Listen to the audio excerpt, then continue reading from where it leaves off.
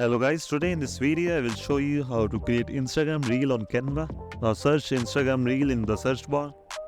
Now click on Instagram reel 1080 by 1920. Now here you can choose any template that you want to set for your Instagram reel. For example, let me choose this one. Click customize this template. You can also change the video. Now click elements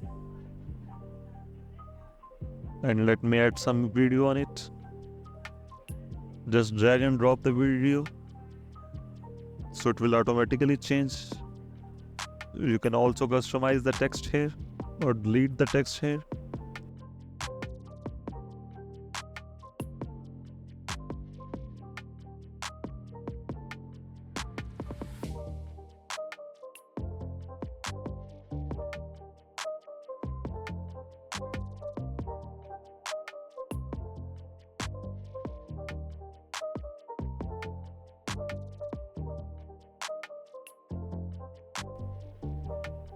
So if you want to download it, just click on share button here.